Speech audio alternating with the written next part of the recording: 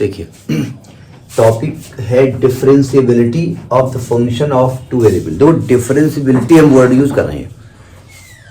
Chapter का नाम है differentiation of the function of two variable. उसके अंतर्गत एक तो डिफरेंशिएशन होगा, एक डिफरेंशिएबिलिटी होगी। ठीक है चलते हैं क्लास 11th और 12th में, फिर पहुंच गया वहीं पर। डिफरेंशिएशन का मतलब क्या होता था जब तक वहां नहीं, वो तो मुझे मालूम है डिवाइड होता था। क्या मतलब है वो, व्हाट इज दिस, क्या है ये? किसी चीज को छोटा करना, किसी चीज को छोटा कर देना। अच्छा मतलब क्या, जैसे हम इस पेन को छोटा कर रहे हैं तो हम डिफरेंशिएशन कर रहे हैं। बड़ा कर देना, बड़ा कर देना क्या मतलब है? डिफरेंशिएशन का मतलब क्या है? आप किसी टर्म का डिवाइड एक्स निकाल रहे हैं, क्या निकाल रहे हैं वो, उसका क्या है, वो क्या चीज है वो? देखिए जनरल हम डिफरेंशिएशन की बात नहीं कर रहे, हम डिफरेंशिएबिलिटी की बात कर रहे हैं। ठीक है, देखिए जैसे होता क्या है कि जैसे एक कर्व है, ठीक है, और आपको इस कर्व में किसी पॉइंट ए पर करना है कि ये डिफरेंशिएबल है कि नहीं है। तो डिफरेंशिएबल का मतलब होता है उस पॉइंट पर उस कर्व की टेंजेंट एग्जिस्ट करती नहीं करती। यानी आप dy बाई dx निकाल रहे हैं, मतलब आप टेंजेंट का स्लोप निकाल रहे हैं, बस ये मतलब होता है। ठीक है, लेकिन वो डिफरेंशिएबल है कि नहीं है, उस टेंजेंट की स्लोप एग्जिस्ट करती है नहीं करती है, पहले तो वो कैसे माना जाएगा? ठीक है, तो आप सिंपल सी बात है कि इस पॉइंट पे आपको जाना पड़ेगा, इस पॉइंट पे आपको जाना पड़ेगा। तो इस पॉइंट पर हम जब टेंजेंट की स्लोप निकालते थे, वो डिटेल में नहीं जा रहे अंदर, तो इस पॉइंट पे आपको वैल्यू निकालते थे तो करते क्या थे आप, इसके पहले एक पॉइंट मानते थे a माइनस एच। फंक्शन का इस कर्व का इक्वेशन क्या है, y बराबर एफ एक्स। ये वन वेरिएबल फंक्शन के बारे में बात कर रहे हैं। ठीक है, तो अच्छा अगर इस पॉइंट पर ये a है तो यहां पर का पॉइंट का कोऑर्डिनेट क्या हो जाएगा, a comma f a, x comma y होता है ना। तो x आपका हो गया a और y बराबर होगा एफ ए। इस पॉइंट का कोऑर्डिनेट क्या होगा, a कामा एफ ए। अच्छा आपने एक पॉइंट इधर माना a माइनस एच, इस पॉइंट का कोऑर्डिनेट क्या होगा, इस पॉइंट को p मान लो, इस पॉइंट का कोऑर्डिनेट क्या होगा a, x कोऑर्डिनेट होगा a माइनस एच और y कोऑर्डिनेट क्या होगा f a माइनस एच, ये तो होगा। अच्छा AP एक लाइन है, AP एक लाइन है, इस ये कॉर्ड टाइप की लग रही है, दो पॉइंट पे इंटरसेक्ट कर रही है। तो इस AP का स्लोप निकालो, स्लोप ऑफ AP निकालिए, स्लोप ऑफ AP। तो बताइए कोई भी लाइन अगर दो पॉइंट से होकर जा रही है तो उसका स्लोप का फॉर्मूला क्या होता है? अगर कोई भी लाइन दो पॉइंट से पास होती है तो उसके स्लोप निकालने का फॉर्मूला क्या होता है? कहां से पुरानी पुरानी बातें खींच के आ रही हैं।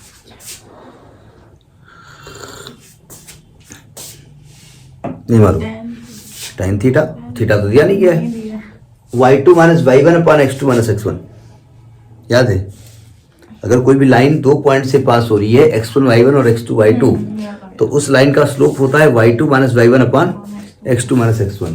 यानी कि ये हो गया x1 y1, ये हो गया x2 y2, तो इसका स्लोप क्या होगा, fa minus fa minus fa minus h upon x2 a minus h। यानी ये हो जाएगा आपका fa minus fa minus h अपान, तो खोलो ब्रैकेट, यहाँ क्या आएगा, h आएगा। हम ऐसा करते हैं, इस fa को बाद में लिखना चाहते हैं जानबूझ करके, तो माइनस कॉमन ले लो, तो ये आएगा fa minus h minus fa अपान h। ठीक, ये आपका स्लोप ऑफ AP आ गया, जरा समझिएगा। अगर आप इस, ये एक डिस्टेंस h है ना, अगर आप h को कम करो, देखो, और इस पॉइंट को शिफ्ट करते जाओ, यहां शिफ्ट कर दो, यहां शिफ्ट कर दो, तो इसके बीच की दूरी कम होती जाएगी ना। क्या मैं कह सकता हूं अगर ए पॉइंट बहुत बहुत बहुत क्लोज P हो जाए तो ये कॉर्ड ना होगा कि एक लाइन हो जाएगी, नहीं हो सकती। इसी को कहते हैं लेफ्ट डिफरेंशिएबिलिटी। ठीक है, यानी ये क्या चीज है, left differentiability of the function at the point ए। लेकिन यहां पर h क्या होना चाहिए, लिमिट h टेंडिंग टू 0। समझ में बात नहीं आई? अब जरा इधर से आइए, मतलब ये पहले तो दो पॉइंट थे, ये कॉर्ड थे एक तरीके से, यानी ये जो लाइन थी वो इस कर्व को दो पॉइंट पे इंटरसेक्ट कर रही थी। ठीक है, लेकिन हम ए पॉइंट को खिसका के पी पे पहुंच गए, तो हमने कहा ये दो पॉइंट पे ना होकर के वो एक ही पॉइंट पे कट कर रही है, एक तरीके टच कर रही है, ठीक है। अब हमने क्या किया, एक पॉइंट इस कर्व पे इधर लिया, थोड़ा दूर लेंगे, वैसे बहुत क्लोज पॉइंट होता है, ये यहां पर पॉइंट लिया और यहां से h दूरी पर है, तो ये पॉइंट a प्लस एच हो गया, इस पॉइंट का नाम दे दिया c, तो इसका coordinate a plus H comma F A plus H हो जाएगा, नहीं हो जाएगा, हो गया। तो अगर मैं कहूं आप पीसी का स्लोप निकालो, ये पीसी लाइन है, ये पीसी, स्लोप ऑफ पीसी,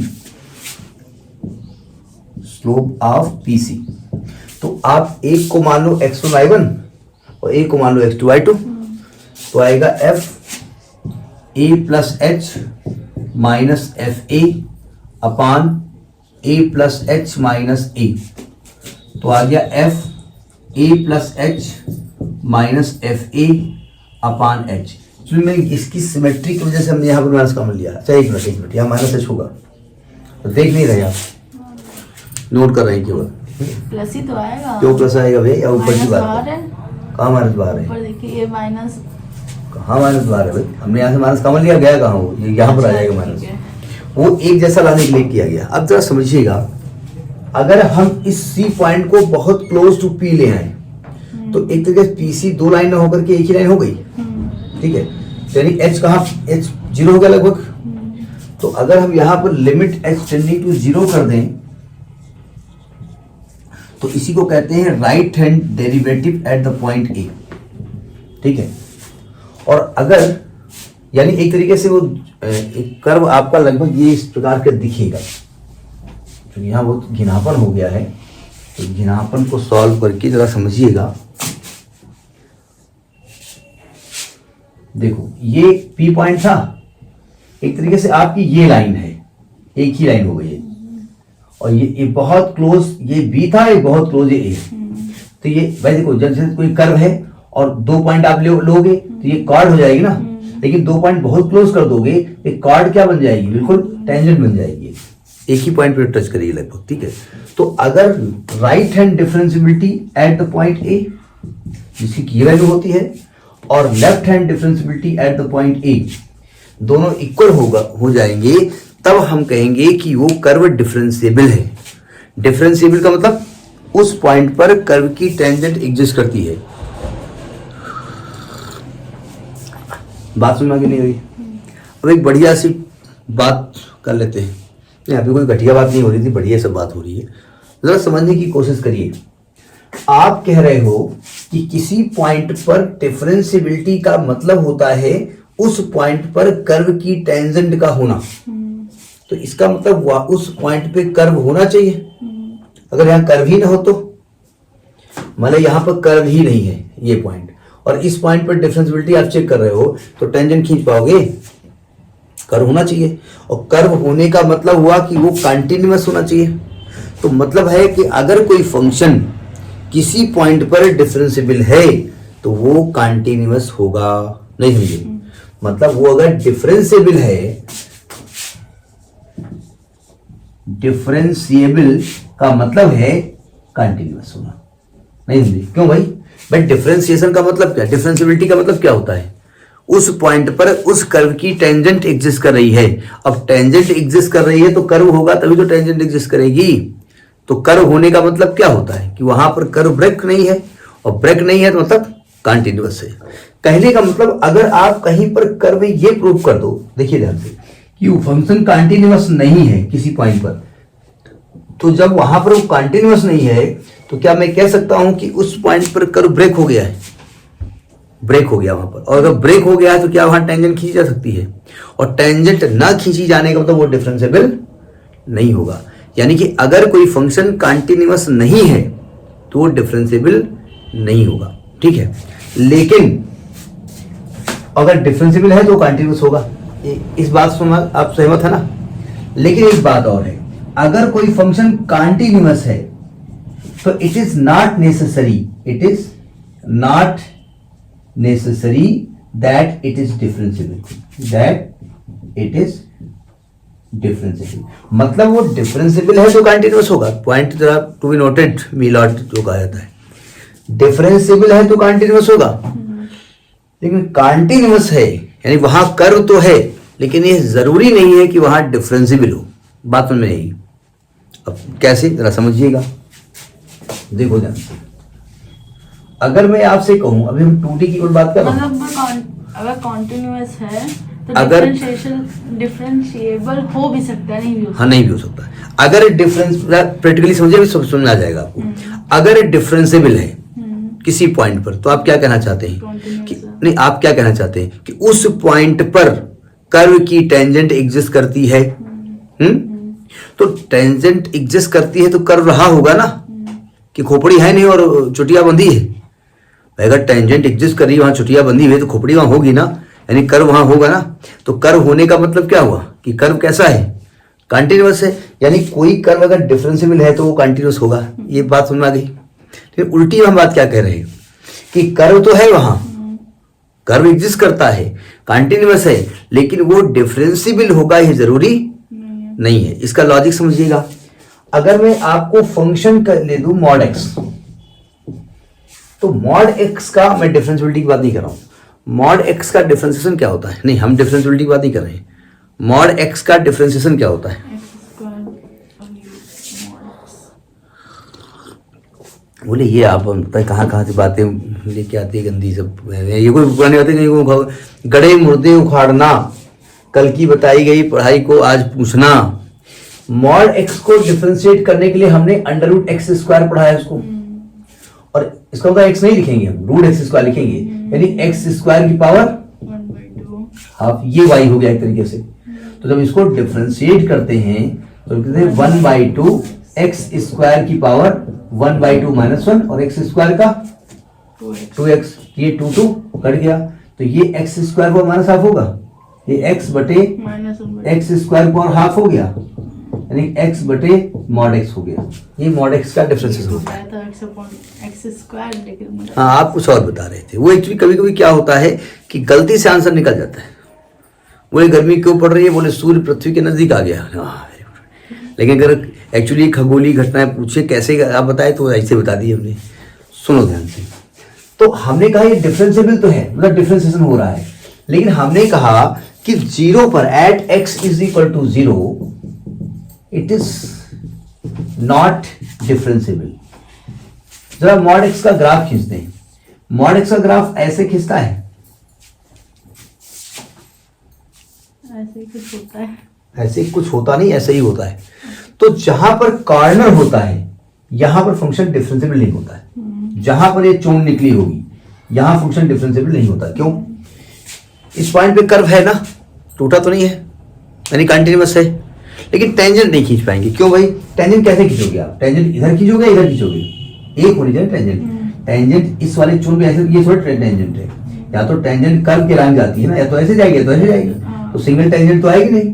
तो चूंकि चोन वाली जगह पे टेंजेंट एग्जिस्ट नहीं करती, ठीक है, टेंजेंट एग्जिस्ट नहीं करती, और टेंजेंट एग्जिस्ट ना करना मतलब डिफरेंशिएबल ना होना।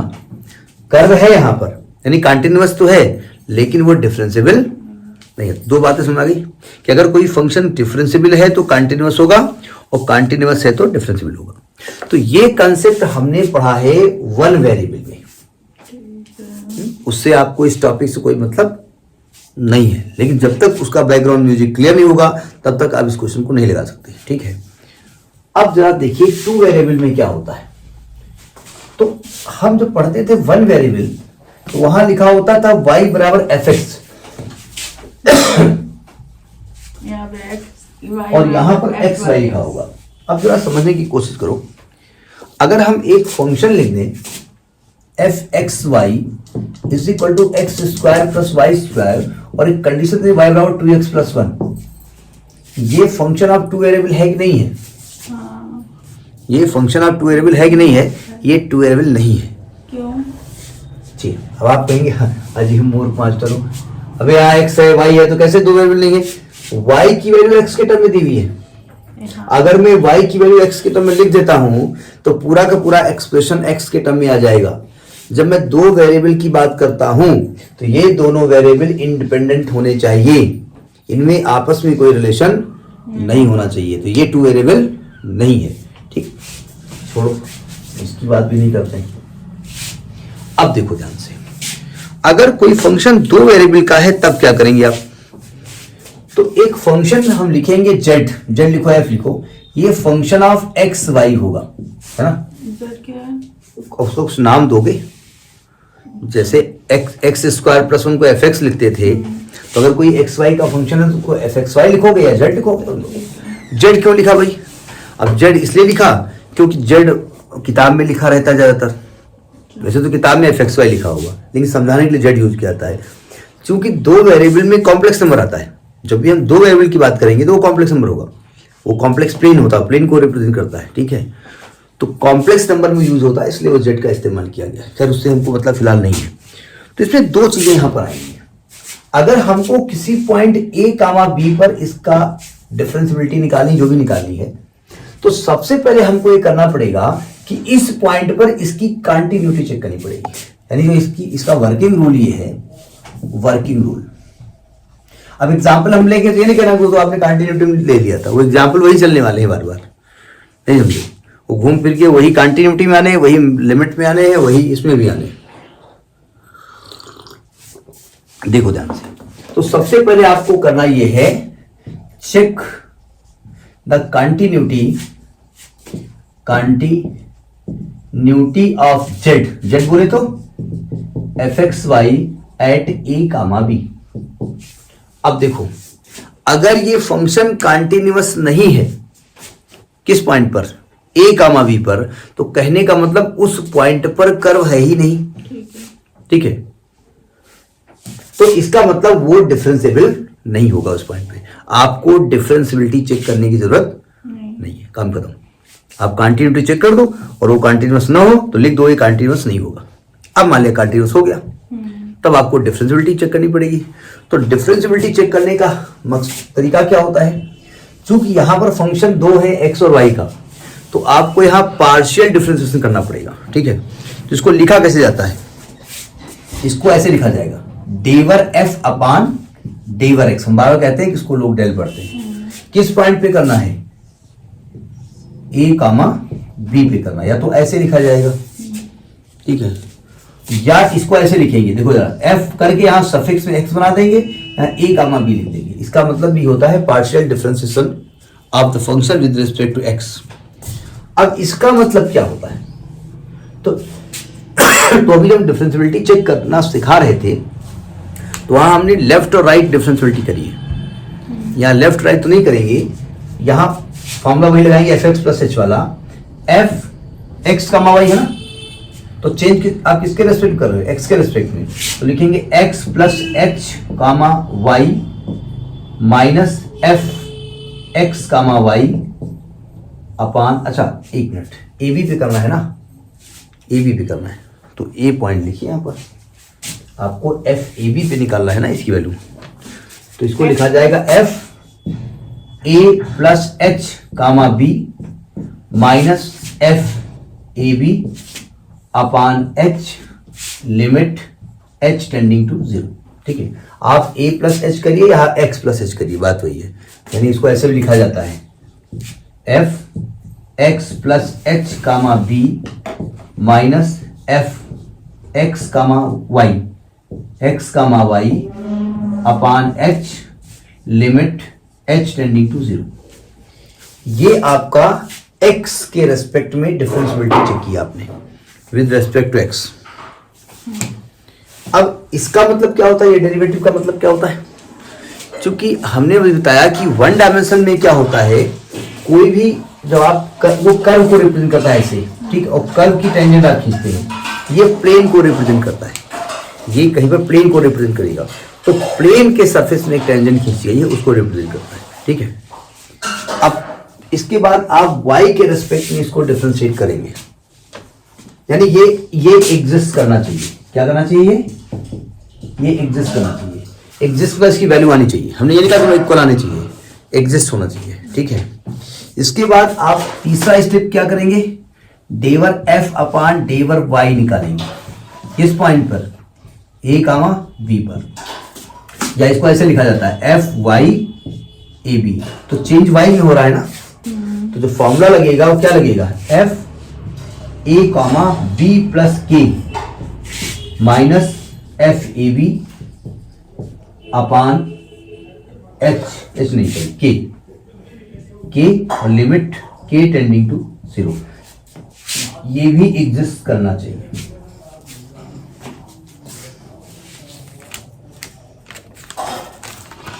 तो अगर ये एग्जिस्ट करेगा तो ये फंक्शन डिफरेंशिएबल है।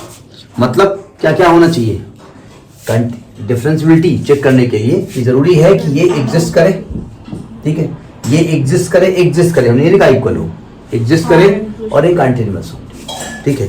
तो नीचे लिख दो for differentiability of F x Y at A comma B, for differentiability of F x Y at A comma B, number 1 del F upon del X exist करे, number 2 del F upon del Y exist करे, भाई कुछ value उसकी निकले और function F x Y continuous होगा, ठीक है। कंटिन्यूअस जरा समझिएगा, in neighbourhood of A B, जब आप कंटिन्यूटी चेक करते हो तो यानी ए बी के नेबरहुड में चेक करते हो, ठीक है। तो अगर ये हो जाता है तो ये फंक्शन डिफरेंशिएबल कहलाता है। तो लॉजिक समझ आया होगा। अब एक एग्जांपल लेते हैं और उठाते हैं क्वेश्चन। अब ये ना कह रहा कि एग्जांपल तो मेरी किताब में पीछे लिखा हुआ पता नहीं कौन सा एग्जांपल है, जो आपके में लखनऊ 2003 पूछा गया, इसमें लिखा हुआ है, मैं ऐसे ही इसको दिखाता हूँ, सावधान। अच्छा, अच्छी बात है अगर कंटिन्यूअस ना हो तो काम ही खत्म हो गया, आगे कुछ करना नहीं है। आप डिफरेंशिएबिलिटी चेक करो और कंटिन्यूअस ही ना आए, शायद ऐसे कुछ क्वेश्चन है आएगा जरूर कंटिन्यूअस। नहीं लगभग नहीं होता है, वो कंटिन्यूअस नहीं होता है, ठीक है। मैं एक एग्जांपल लेता हूँ।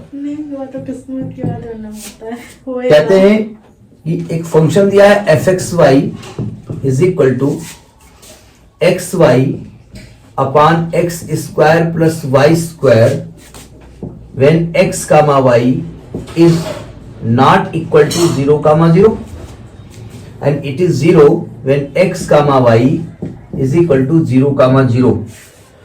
आप सारे क्वेश्चन क्या एक ही पेज से निकाल लें? पता नहीं, जो भी है किताब में तो डिफरेंशिएबिलिटी वाला है chapter.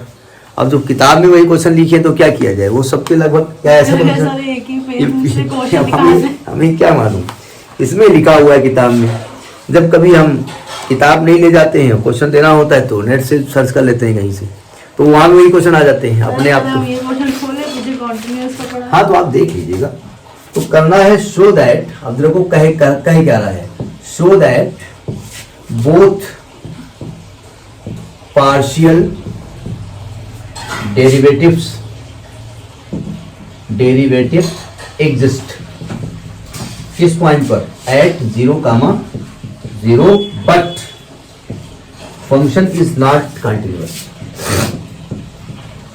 Function is not continuous. अगर हमसे ये कह देते कि show that it is differentiable और नॉट, तो हम पहले कंटिन्यूटी चेक करते, नहीं समझे। और जब फंक्शन कंटिन्यूअस ना होता तो हम कहते थे क्योंकि फंक्शन कंटिन्यूअस नहीं है इसलिए ये डिफरेंशिएबल भी नहीं होगा, ठीक है। लेकिन हमसे ये नहीं कहा, उन्होंने कहा पहले ये बताओ कि दोनों पार्शियल डेरिवेटिव एग्जिस्ट करते हैं 0, 0 पर, पहले तो उसके बारे में बात कर लेते हैं।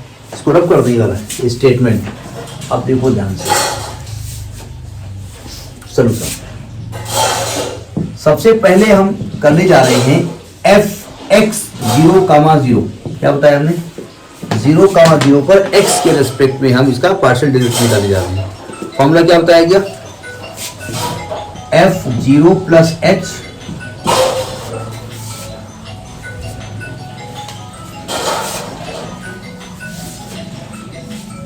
f0 plus h, 0 minus f0, 0 upon h limit h tending to 0। ये एक साथ चलता है ना भाई, जैसे आप वन वेरिएबल में करते एफ एक्स प्लस एच करते थे, यहाँ 2 वेरिएबल है इसलिए एक साथ लिखाता है। लेकिन जब x के रेस्पेक्ट में आप निकालेंगे तो केवल x में चेंज करेंगे, सावधान। इसका मतलब क्या होगा जरा समझिएगा। वैल्यू निकाल लेते हैं पहले यहाँ पर। देखिए अब हम निकाले जा रहे हैं एफ एच कामा 0। अब h कामा 0 मतलब x लिया, x कर दो, y को 0 कर दो, तो ये क्या आने वाला है? ये आने वाला है h इंटू 0 अपान 0 x स्क्वायर प्लस 0। वैल्यू 0 आएगी नहीं आएगी? ये निकालना पड़ेगा ना पहले आपको यार, तो यही भी कैलकुलेशन करो। एफ एच कामा 0 हमने लिखा है, तो एफ एच कामा 0 का मतलब क्या होता है? इसमें एफ एक्स वाई है ना, x को h करो, y को 0 करो, और h क्या है? h टेंडिंग टू 0 है। लेकिन ये पूरा कैलकुलेशन करने के बाद में h को 0 करेंगे आप, नियम ये होता है। अदरवाइज आपको लगेगा अगर h को 0 करेंगे तो 0.0 आ जाएगा, नहीं, पहले कैलकुलेट कर लीजिएगा। तो इसकी वैल्यू 0 आ गई। अच्छा, और 0 कामा 0 की वैल्यू क्या दी गई है? 0, यानी आएगा 0 माइनस 0 अपान h। अब सुनिए ध्यान से, यहाँ h की लिमिट नहीं लिखी जाएगी अभी, क्योंकि 0 minus 0 upon h, 0 upon h already क्या हो जाएगी वैल्यू? 0। तो ये x के रेस्पेक्ट में डेरिवेटिव आ गया, यानी ये एग्जिस्ट करता है, ये एग्जिस्ट कर रहा है, ठीक है।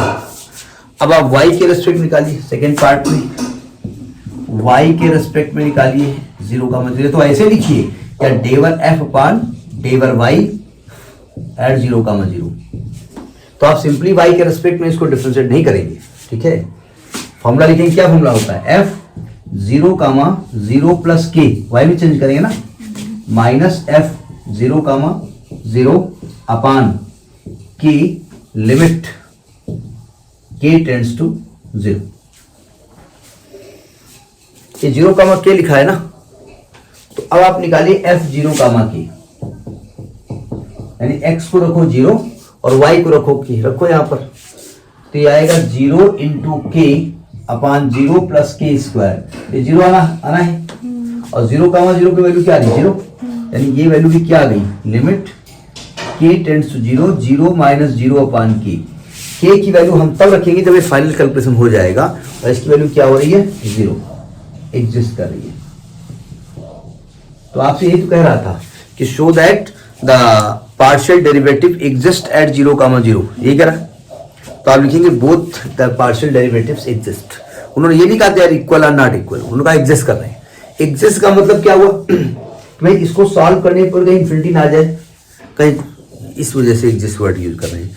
अब कह रहे हैं आप ये बताओ कि ये कॉन्टिन्यूअस नहीं। अच्छा, अगर कॉन्टिन्यूअस नहीं है तो डिफरेंशिएबल भी नहीं होगा। अगर हमसे ये कहते कि check the continuity of this function, sorry differentiability of this function at 0 कामा 0, तो डिफरेंशिएबिलिटी के लिए हम पहले क्या चेक करते हैं? कंटिन्यूटी। तो अब सेकंड केस, सेकंड पार्ट इसका ले रहे फॉर कंटिन्यूटी। तो उसमें लिखा हुआ कॉन्टिन्यूअस नहीं है, वो आपसे कहेंगे चेक द डिफरेंशिएबिलिटी, ये कहेंगे आपसे। तो उन्हें मालूम है पहले आप क्या चेक करोगे? कंटिन्यूटी। अगर कंटिन्यूटी नहीं है, फंक्शन कंटिन्यूअस नहीं है वहां पर, यानी वहां पर कर्व ब्रेक हो रहा है, और जब कर्व ब्रेक हो रहा है तो टेंजेंट कहाँ खींचोगे? खोपड़ी नहीं, तो वहां कहाँ चोटी बांध दोगे जाकर के। अब कंटिन्यूटी करने के लिए क्या करेंगे आप? कंटिन्यूटी एट 0 कामा 0 का तरीका क्या होता है? क्या बताया गया था? इस कर्व में किसी एक लाइन के एलान अप्रोच करिए, टेकिंग कर्व क्या लेंगे? y बराबर mx, वही लेते हैं बार। m की जगह l कर दो, n कर दो, थोड़ा अच्छा लगेगा। m सोचेगा m ही को बार बार मामे को बुलाया जाता है, तो y को mx करेंगे तो लिखा कैसे जाता है? Limit x comma y tends to 0 comma 0 x y upon x square plus y square is equal to x, y को क्या लिखेंगे? mx, नीचे लिखेंगे x square plus m square x square, और लिमिट क्या लिखी जाएगी? x टेंडिंग टू 0, क्योंकि यहां पर y गायब हो गया है, तो आ गया लिमिट x टेंडिंग टू 0, यहां से आ गया एम स्क्वायर एक्स स्क्वायर, नीचे से x square common, 1 plus m square, ये कट गया, तो ये वैल्यू आ गई m square upon 1 plus m square. क्या ये कंटिन्यूअस में आ जाता है? क्या लिखेंगे कि ये लिमिट मिली है ना, एक्चुअली कंटिन्यूटी नहीं, लिमिट का तरीका होता है। अगर लिमिट ही एग्जिस्ट नहीं करती है तो वो कंटिन्यूअस नहीं होता है। तो आप लिखेंगे this limit is not unique, this limit is not unique and depends upon m. So limit does not exist. Limit x comma y tending to 0 comma 0 f x y does not exist. Does not exist. So f x comma y is not continuous. अतः ये continuous नहीं होगा. समझ में बात नहीं आई? तो 90% case में ऐसा फंक्शन आएगा जिसमें वो कंटिन्यूस नहीं होगा, नहीं होगा, कंटिन्यूस नहीं होगा. हो गया तो आपको निकालना आता है, सिंपल सी बात है. अगर ये कंटिन्यूस हो जाता और लिमिट भी एग्जिस्ट करेंगे तो ये डिफरेंशिएबल हो जाता. सेम क्वेश्चन लगा हुआ है, अगर ये जो लिमिट है वो यूनिक होती, जैसा पीछे आप पढ़ चुके हैं, और इसकी वैल्यू किसके बराबर होती, 0 के बराबर होती है, और 0 कमा 0 पे भी वैल्यू क्या आ रही है, 0. तो अगर लिमिट 0 होती, यूनिक होती, और ये 0 के बराबर आ जाती, ये फंक्शन कैसा होता, कंटिन्यूअस होता. और ऑलरेडी आप partial derivative with respect x और वाई कैसे हैं, यूनिक हैं, सॉरी एग्जिस्ट कर रहे थे, तो ये फंक्शन डिफरेंशिएबल होता. तो डिफरेंशिएबिलिटी तो उतना ही हो गई, क्या टफ हुई. ठीक है, करिए इसको.